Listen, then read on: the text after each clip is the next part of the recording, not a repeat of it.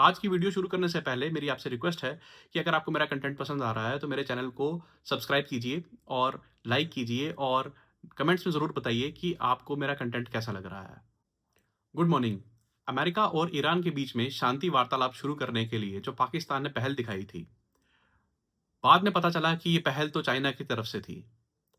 पाकिस्तान ने जो गलत ड्राफ्ट इंटरनेट पे लोड किया था, उस गलत ड्राफ्ट को देखते हुए भी ये पता चल गया था कि ये ड्राफ्ट जो है वो पाकिस्तान खुद तैयार नहीं कर रहा है।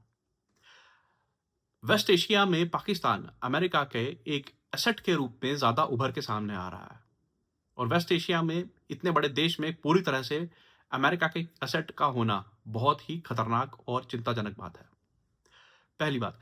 दूसरी बात कि ये जो शांति वार्तालाप शुरुआत हो रही है, ये शांति वार्तालाप है या एक डील? तो यहाँ पे मुझे ऐसा लगता है कि एक शांति वार्तालाप का वो एक डील के रूप में ज़्यादा उभर के सामने आएगी। आने वाले समय में कहीं न कहीं ईरान अब युद्ध नहीं चाहता और ना ही वो युद्ध कर पाएगा। अमेरिका के पास असला-बारूद बहुत है। अमेरिका के पास बहुत बड़ी इकोनॉमी है और अमेरिका के पास पूरे दुनिया में फैले हुए उसके एसेट्स हैं। समस्या ये आ रही है कि ईरान को बैकअप देने वाला कोई भी देश नहीं है। खासकर वो देश जो ईरान के आस-पास ही थे। उनमें से भी किसी भी देश ने ईरान को सपोर्ट नहीं किया। सारे के सारे देश ईरान के आस-पास होने के बावजूद भी अमेरिका को सपोर्ट कर रहे हैं। तो इन सब चीज़ों की वजह से कहीं न कहीं ईरान अकेला पड़ता जा रहा है। इज़राइल आज भी लगातार लेबनान पे हमले कर रहा है। 350 से ज़्यादा लोग आज भी लेबनान में मरे हैं। इज़राइल के हमले लेबनान में रुक नहीं रहे। अब ईरान सिर्फ़ ये कह रहा है कि प्लीज़ हमले रोको। अगर हम शांति वार्ता स्टार्ट करना चाहते हैं, उससे पहले हमले रुकने चाहिए। लेकिन ऐसा हो नहीं रहा। ईरान को शांति वार्ता शुरू करनी ही पड़ रही है। अगर ऐसा ही हालात रहे, तो लेबनान में हालात गाज़ा की तरह बहुत जल्दी हो जाएँगे और ईरान मुझे लगता नहीं कि सिर्फ़ कहने की बजाय और कुछ कर पाएगा।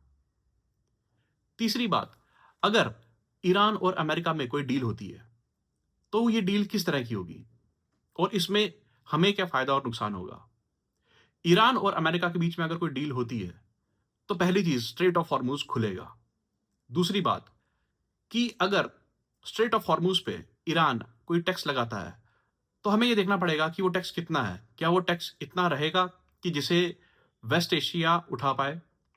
तीसरी बात, क्या ईरान अमेरिका से न्यूक्लियर डील पे कोई बात अपनी मनवा पाएगा? और जो कि मुझे लगता है कि ईरान किसी भी तरह से ऐसी स्थिति में नहीं है कि वो अमेरिका से ये कह पाए कि हम न्यूक्लियर पावर कंट्री बनना चाहेंगे और अमेरिका उसे यस बोल दे। ऐसा बिल्कुल भी नहीं हो पाएगा। तो ईरान के पास 2 मुख्य माँगे हैं। न्यूक्लियर के लिए ईरान पीछे हो सकता है क्योंकि अब ईरान के पास जो मुझे समझ में आता है, ऐसी क्षमता शायद नहीं बनी कि आने वाले कुछ महीनों में ही वो एक न्यूक्लियर बॉम्ब लेके तैयार हो जाए।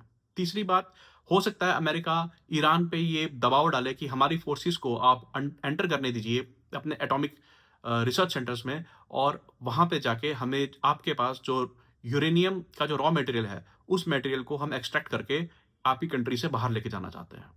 शायद इस बात पे भी डील बन जाए।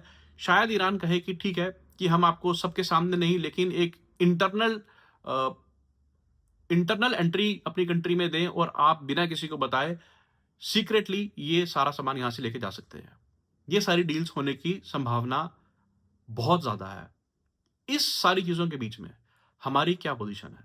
ऊर्जा के लिए अलग रास्ते हमें निकालने ही पड़ेंगे, जो कि हमारी कंट्री कर भी रही है।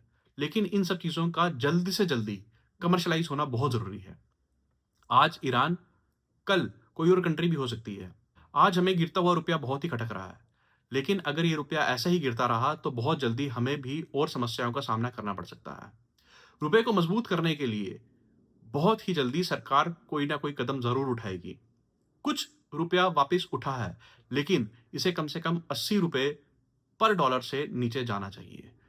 तो आज की वीडियो देखने के लिए बहुत धन्यवाद। जल्द मिलेंगे हम अगली वीडियो में।